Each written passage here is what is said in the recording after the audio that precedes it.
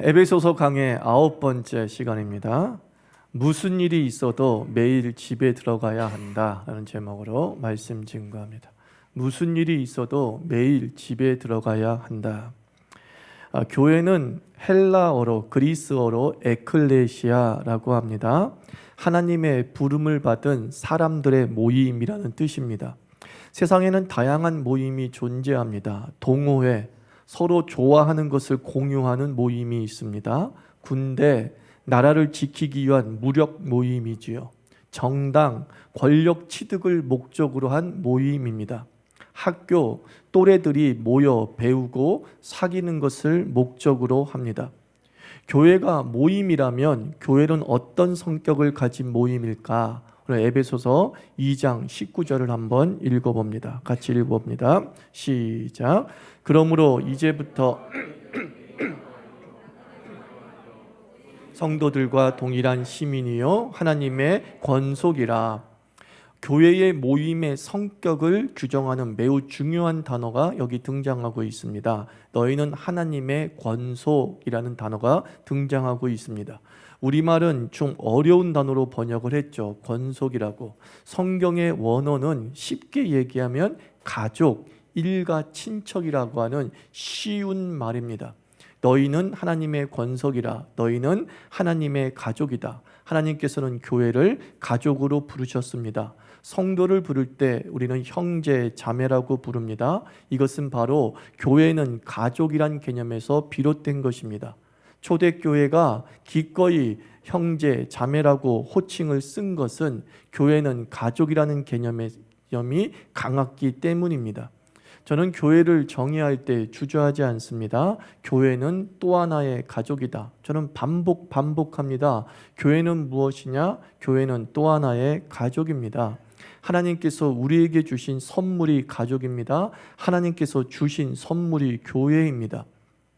가족은 선택할 수 없습니다. 이를 매우 원망스럽게 여기는 사람이 있습니다. 우리는 뉴스를 통해서 듣는 가족 붕괴는 매우 심각할 정도입니다. 가족이 원수가 되고 가족이 원수만도 못한 관계가 됩니다. 가족에게 상처받고 가족에게 사기당하고 가족에게 폭력당해서 심신이 무너진 사람이 있습니다. 이런 사람들은 가족을 선택할 수 없는 운명적 질서라는 사실이 원망스러울 수밖에 없습니다.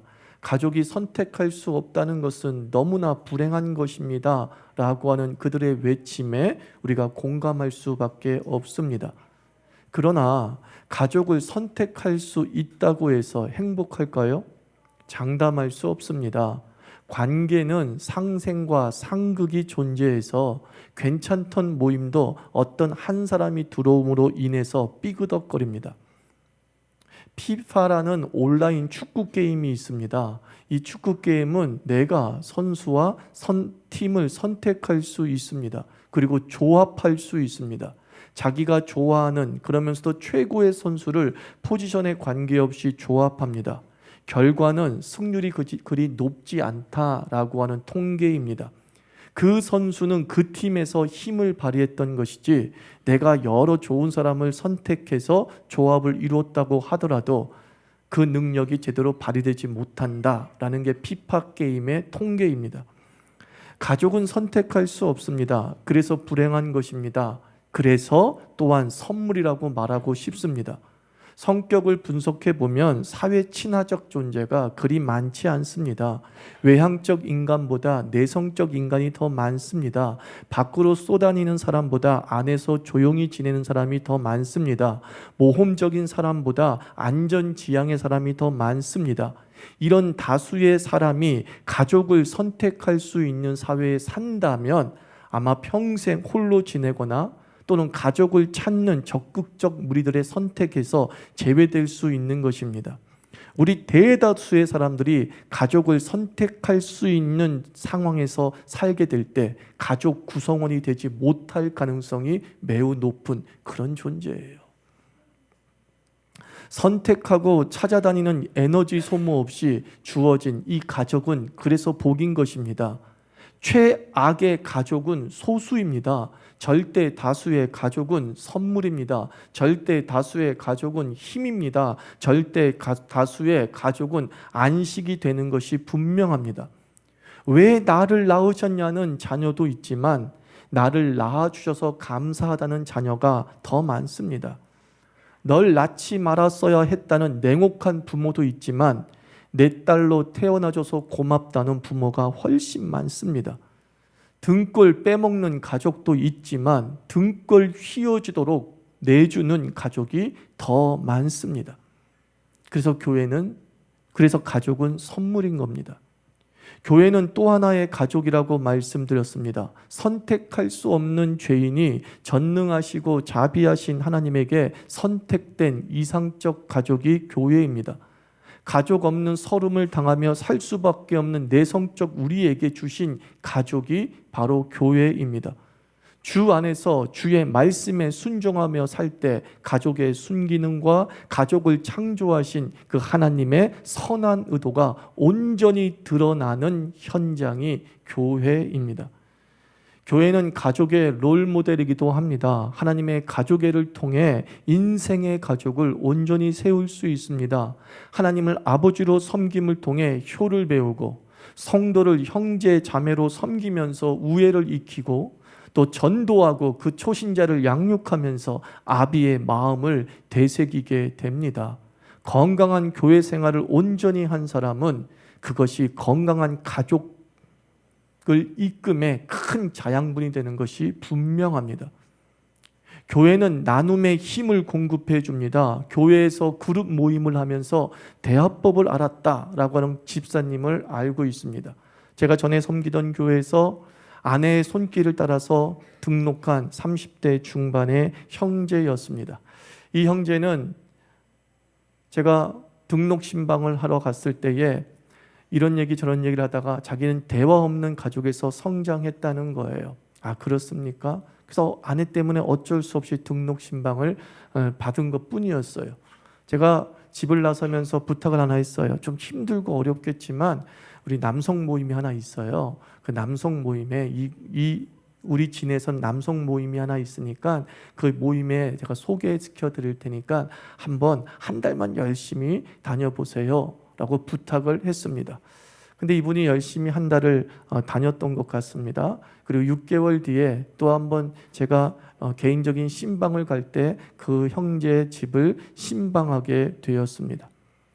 근데 이 친구가 이제 자기 얘기를 술술 꺼내기 시작하는 거예요. 목사님, 저는 대화 없는 가족에서 성장을 했어요.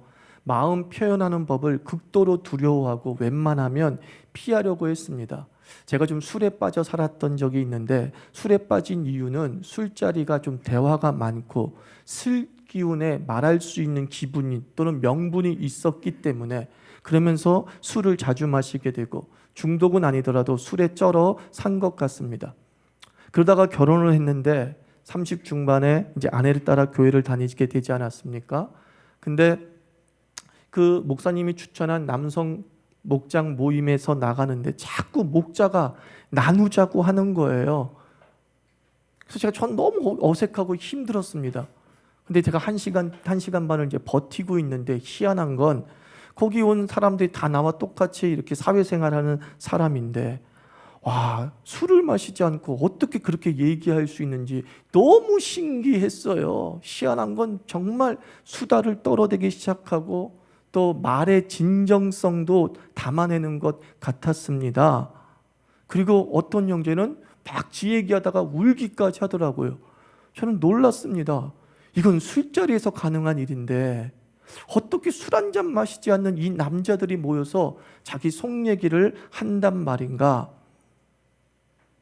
더 신기한 것은 자기가 술자리에서 했던 말과 비슷한 관용어가 나온다는 거예요. 그게 뭐냐면 자기는 항상 술하면서 또 술자리에 있는 친구들 야, 한 잔 마시고 털어 이랬는데 그것과 비슷한 빈도로 꼭 모임에서 한다는 말이 우리 기도하고 이겨냅시다. 우리 기도하면서 우리 마음의 것들 다 풀어냅시다. 이런 말을 빈도 있게 하더라는 거예요. 처음에는 어색해서 서너 번 나가고 그러다 자기도 말하기 시작했다는 거예요.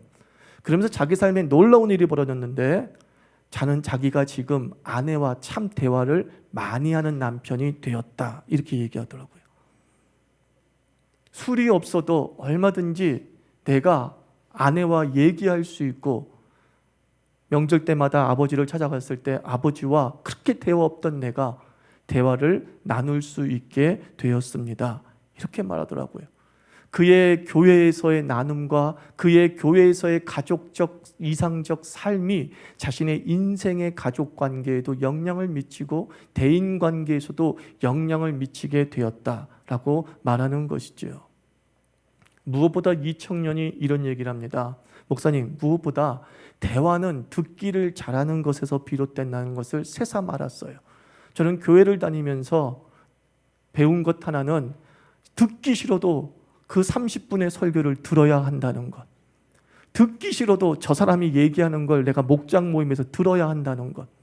근데 어쩔 수 없이 듣다 보니 그 들음이 내 입을 열게 만들더라고요. 이렇게 얘기하더라고요. 그러면서 가족 모임에 가서도 아버지 얘기 좀 들으려고 하고 아내 얘기 좀 들으려고 하니까 듣는 그 과정을 통해 말이 시작되어지고, 말이 시작되어지니까 대화가 오고 가기 시작했다라고 말합니다.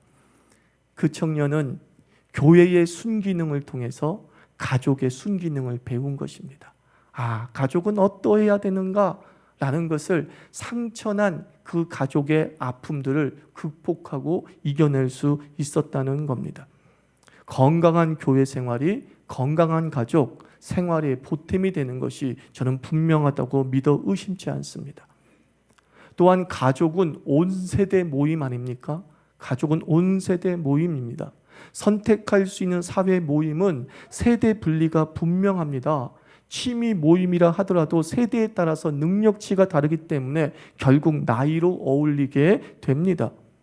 가족만 유일하게 온 세대가 어울립니다. 최대 4세대가 함께하는 모임은 가족밖에 없습니다. 가족은 온 세대 모임이라는 이 특별함, 이 유일함, 이 유니크함이 선물 중에 선물입니다. 온 세대 모임이란 이런 의미를 갖고 있는 거예요. 온 세대 모임이란 차별이 없다는 뜻입니다. 교회는 부름에 차별이 없습니다. 오늘 19절 말씀에 너희가 예전에는 외인이요 너희가 예전에는 나그네였다라는 말입니다. 무슨 뜻이냐면 차별받는 존재였다는 뜻입니다. 그런데 너희들의 상태는 가족이 되는, 교회의 구성원이 되는 기준이 되지 않는다는 거죠. 가족이란 어떤 것이냐? 내가 외인이든 내가 나그네든 상관없어요. 내가 나이가 있든 내가 나이가 어리든 상관이 없어요. 내 모습 이대로 받아들여지는 곳이 가족이라고 말하고 있습니다. 아이여서 귀엽고 청년이어서 듬직하고 아버지여서 존경스럽고 할머니여서 지혜롭습니다. 모든 세대가 각기 모습으로 살아가면서 받아들여질 때 행복한 것입니다. 가족이 그리운 것은 친구가 있어서가 아니라 나와 다른 어른이 계시고 나와 다른 아이가 있고 나와 다른 누나가 있으며 나와 다른 오빠가 있기 때문에 가족이 그리운 것입니다. 나와 똑같은 사람이 있어서, 나와 취미생활이 같은 사람이 있어서 가족이 그리운 것이 아니라 나와 너무나 다른 어른, 나와 너무나 다른 아이, 나와 너무나 다른 누나, 나와 너무나 다른 오빠가 있기 때문에 가족이 그립고 가족이 힘을 발휘하는 것입니다. 그러므로 이 온 세대가 모인 이 가족이라는 이 곳에서 전승이 이루어지게 되는 겁니다. 계승이 이루어지게 됩니다. 한때 베스트셀러였던 책이 있습니다. 내가 정말 알아야 할 모든 것은 유치원에서 배웠다. 그런 책이 있어요. 내가 정말 알아야 할 모든 것은 유치원에서 배웠다. 세상살이 기본기는 어렸을 때 다 배우는 것이 사실입니다. 정확하게 이 책을 이렇게 써야 되는 겁니다. 내가 정말 알아야 할 모든 것은 가족에게 배웠다. 이것과 똑같은 말이에요. 인생의 모든 기본기는 가족에게 배우는 겁니다. 인생의 기본기 중에 기본기가, 우리 어른들은 이런 말을 자주 했습니다. 얘야, 밥은 밖에서 먹어도 잠은 집에서 자야 한다. 어렸을 땐 이게 굉장한 구속처럼 보였는데 나이가 들면 들수록, 그리고 인생 경험이 많으면 많을수록 허투루 나온 이야기가 아님을 알았습니다. 저는 어렸을 때 목사가 될 것이라고 주님 앞에 서운했음에도 불구하고 신학교를 바로 가지 않았습니다. 신학교를 바로 가지 않은 이유는 뭐냐면 내가 어차피 목회해야 할 대상들은 예수 믿지 않는 사람이 주 타겟이고 사회생활하는 사람들인데, 사회생활하는 사람들은 어떻게 살아가는지 내가 알아야 하나님의 말씀을 온전히 전할 수 있지 않을까 하는 기특한 생각을 어렸을 때부터 갖고 있었어요. 그래서 저는 신학교를 가지 않고 일반 대학에 갑니다. 일반 대학에 가서 저는 참 잘 어울렸습니다. 근데 일반 대학에서 어울리면서 제가 주로 했던 일이 뭐였냐면은 술자리 사후 처리반이 주로 했어요. 저는 술을 마시긴 마셨지만 1년 동안 열심히 마시긴 마셨지만 뭐 취하게 마시지 않고, 그리고 안 마신 적이 더 많아요. 그러니까 나만 정신이 말똥말똥해요. 그래서 항상 마지막에는 술자리 사후 처리반이에요. 근데 제가 술자리 사후 처리반을 하면서 극명하게 갈라지는 두 부류의 친구가 있다는 것을 알았어요. 술 친구들이. 한 부류의 친구들은 아무리 취해도 집에 꼬박 들어가야 돼요. 나 집에 가야 돼. 저 누나 택시 잡아줘. 이래요. 술만 마시면 여간방에서 자는 친구가 있어요. 딱 두 부류로 나눠지더라고요. 집에 안 들어가. 그냥 자빠져가지고 나를 알아서 해다오라고 하면서, 그건 내가 어떻게 합니까? 결국 열감방에만 집어넣을 수밖에 없죠. 그런 것들을 몇 번 하면서 집에 가는 친구와 집에 들어가지 않는 친구에 대한 나도 모르는 무의식적인 전제가 생겼다는 것을 내가 느꼈어요. 술 취해도 집에 꼬박꼬박 들어가는 이 친구에 대해서는 내가 이렇게 얘기해요. 니네 집안은 잘 지내냐? 이렇게 얘기했어요. 근데 집에 잘 안 들어가는 그 친구에 대해서는 나도 모르게 이런 단어를 썼어요. 집구석 요즘 어떠냐? 똑같이 근황을 물어보는데 집에 잘 들어가는, 술자리에서 같이 술을 마신 친구인데 그래도 꼬박 집에 들어가는 그 친구에게 나도 모르게 니네 집안은 어떠냐라고 물어봤어요. 근데 술자리에 빠지는 집에 안 들어가는 그 친구에게는 똑같은 근황을 물어보는데 단어가 틀려요. 니네 집구석 좀 어떠냐? 나도 모르게 그 가족을 무시했던 거죠. 뭐 때문에? 집에 들어가지 않는 그 친구의 태도를 보고 그 집안 전체를 나는 집구석으로 비화시켜 버린 거예요. 그러나 술 취했음에도 불구하고 난 집에 들어가야 돼 라고 하는 그 친구에겐 나도 모른 존중이 생긴 거죠. 그러면서 그 집을 집안이라고 표현했다는 것을 내가 새삼스럽게 깨달았습니다. 졸업 이후에 인생의 질도 차이가 있다는 것을 지난 10년 전에 확인할 수 있었어요. 집에 잘 안 들어가는 그 친구는 가족의 관계성들이 떨어졌다는 뜻이기 때문에 결혼 이후에도 가족을 잘 이끌지 못해요. 70%가 이혼을 했어요. 반면에 같이 술을 마시고 취해. 근데 꼬박꼬박 집에 들어가는 그 친구는 지금까지도 건강한 가족을 유지하고 있어요. 아, 그렇구나.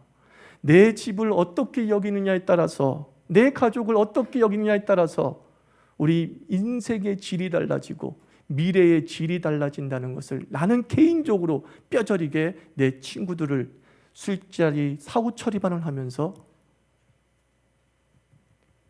확인할 수 있었습니다.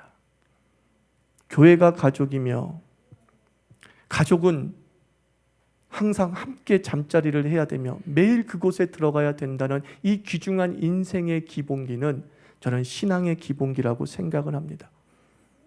아무리 힘들어도 예배는 한 교회에서 드려라. 저는 이게 청년사역의 모토였습니다. 많은 예배 시간이 존재합니다. 큰 교회는 1부부터 7부까지 예배 시간이 존재합니다. 저는 제가 맡았던 구역, 그때는 진이라고 했죠. 그 진들에게 꼭 얘기했습니다. 너희들은 아무리 1부부터 8부까지 있다 하더라도 정해진 시간에 예배를 드리기 부탁한다. 로테이션 돼서 어쩔 수 없지만 로테이션 되더라도 꼭 우리가 로테이션 돼서 지정된 그 시간에 우리 집은 다 예배를 드렸으면 한다. 꼬박꼬박 정해진 시간에 집에 들어가듯이 꼬박꼬박 정해진 시간에 예배를 드리는 그 습관이 우리의 신앙의 기본기가 되고, 그것이 우리를 튼튼한 영혼의 소유자가 되게 한다고 믿어 의심치 않습니다. 어떤 일이 있어도 예배 드리러 오는 것이 나의 미래가 되고 나의 자녀의 신앙에 영향을 미치는 것입니다. 가족에게서 모든 기본기를 배우듯이 교회에서 신앙의 기본기를 온전히 다져진 그 사람은 세상에 나가서 하나님을 대하듯이 살기 때문에, 가족을 대하듯이 살기 때문에 세상에서도 존중받는 크리스찬이 될 수 있는 것입니다. 가족은 온 세대가 모인다. 그곳에서 전승이 되어지는 거예요. 기본기가 전승이 되어지는 거고, 그 기본기가 튼튼한 사람이 세상의 기본기도 튼튼해지기 때문에 결국 세상살이도 건강하게 살 수 있다고 저는 믿어 의심치 않습니다. 하나님께서 우리를, 교회를 또 하나의 가족이라고 말하는 것은 바로 이것입니다. 여러분들, 여러분의 목장 안에서 신앙의 기본기 배우기를 축원합니다. 자유교회 울타리 안에서 언제나 예배드리겠다고 결심하시고 때 되면 예배드리는 것이 습관되기를 축원합니다. 술 취한 것처럼 내 정신이 혼미하고 내 육신이 아무리 피곤하다 할지라도 나는 집에 들어가서 자야 된다 하는 것처럼 나는 자유교회 가서 예배드려야 된다. 이것이 얼마나 귀중한 기본기인지 모릅니다. 이 기본기가 우리 신앙에만 영향을 미치는 것이 아니라 우리 인생 전체를 좌지우지한다고 나는 감히 말씀드리겠습니다. 그리고 마지막, 가족은 희망적입니다. 21절, 22절 말씀 읽어봅니다. 시작. 그의 안에서 건물마다 서로 연결하여 주 안에서 성전이 되어가고 너희도 성령 안에서 하나님이 거하실 초소가 되기 위하여 그리스도 예수 안에서 함께 지어져 가느니라. 자, 21절에는 성전이 되어가고 이렇게 말합니다. 22절에는 함께 지어져 간다 이렇게 말하고 있습니다. 진행형을 쓰고 있는 거죠. 성전이 만들어져 가고 성전이 지어져 가고 라고 하는 진행형, 매우 중요한 내용입니다. 우리는 가족이기 때문에 함께 삽니다. 함께 살고 피부를 맞닿고 살다 보니까 우리의 허물이 그대로 노출되지 않습니까? 이게 가족의 한계일지 몰라요. 숨길 수가 없어, 우리의 허물이. 그리고 숨길 수 없는 그 허물이 서로를 힘들게 만드는 것도 사실입니다. 여기 두 건물이 있습니다. 철근이 그대로 드러난 건물입니다. 이 건물도 철근이 드러나고 저 건물도 철근이 드러났습니다. 또 이 건물에는 벽이 반밖에 없습니다. 근데 저 건물도 보니까 벽이 반밖에 세워지지 않았습니다. 겉모습은 비슷하지만 사실은 같은 건물이 아니라는 걸 아십니까? 한 건물은 폐허이고 또 하나의 건물은 건축 중인 건물입니다. 같이 철근이 노출되어져 있고 같이 벽이 반밖에 없지만 하나는 폐허라고 하고 하나는 건축 중이라고 말하고 있습니다. 가족은 폐허가 아니라 가족은 건축 중입니다. 철근이 비록 노출되어서 위험하기도 하지만 우리는 지어져가는 존재이기 때문에 그 철근이 가리워지고 아름답게 인테리어 되는 건물이 될 줄 믿습니다. 반밖에 아직 세워지지 않아서 도둑들이 쉽게 들어올 수 있고 위기도 있을 수 있겠지만 우리는 마침내 그 벽을 완공하여서 하나님의 안전한 보금자리가 될 줄 믿습니다. 그게 가족이에요. 우리 가족이 비록 나에게 상처를 줘도 그것은 폐허가 아니라 건축 중이기 때문입니다. 서로 그 안에서 함께 지어져감을 통하여서 우리는 아름다운 건물을 완공하게 될 줄 믿습니다. 조금 더 공정이 쌓이면 멋진 건물이 될 줄 믿습니다. 근데 그 멋진 건물을 주님은 이렇게 정의하고 있습니다. 너희는 성전이다. 우리는 오락실을 짓는 게 아니에요. 우리는 주 안에서 유흥업소를 짓는 게 아니에요. 우리가 서로 함께 진행하면 진행할수록 우리는 성전으로 완공될 줄 믿습니다. 영광스러운 성전이 된다고 주께 말씀하고 있습니다. 그래서 가족은 희망해야 됩니다. 서로 희망해야 됩니다. 주 안에서 완성될 성전의 영광을 함께 보면서 역사해야 됩니다. 저는 때로 외로울 때 주로 읽는 성경이 느헤미야서와 에스라서를 주로 읽습니다. 느헤미야와 에스라는 함께 성전과 무너진 성벽을 세워가는 이야기예요. 그 속에서 방해도 있습니다. 그 속에서 장애도 있습니다. 그 속에서 같은 혈연이라고 하는 사람끼리의 갈등도 있습니다. 그러나 마침내 그 에스라 공동체와 느헤미야 공동체는 성전을 완공하고 성벽을 세워갑니다. 그리고 마침내 완공된 그 성벽과 성벽을 주께 드리는 영광이 느헤미야와 에스더에 담겨져 있습니다. 교회는 희망적입니다. 비록 우리 안에서 많은 허물이 있다 할지라도 그것은 곧 가리워질 것입니다. 우리 안에 수많은 상처를 주는 못이 뾰족뾰족 튀어났다 할지라도 그것은 주 안에서 마침내 박혀서 다른 건물을 단단하게 묶어주는 연결고리가 될 줄 믿습니다. 이것이 가족이고 이것이 교회임을 성경은 말씀하고 있습니다. 가족과 교회는 똑같은 해석을 내릴 수 있고 가족과 교회는 똑같은 사명을 이야기할 수 있고 가족과 교회는 똑같은 희망을 이야기할 수 있습니다. 교회 생활이 가족 생활 되기를 축원합니다. 가족 생활이 교회 생활의 건강한 모습에 반영되기를 축원합니다. 이것이 우리를 교회로 부르신 목적이죠. 가족은 교회의 핵심단입니다. 건강한 가족이 건강한 교회를 함께 세워갈 수 있고 또 교회는 또 하나의 가족입니다. 부름받은 교회를 통해서 하나님의 이상적 가족을 누리는 자는 세상에 희망을 선물하는 명문 가문을 읽을 줄 믿습니다.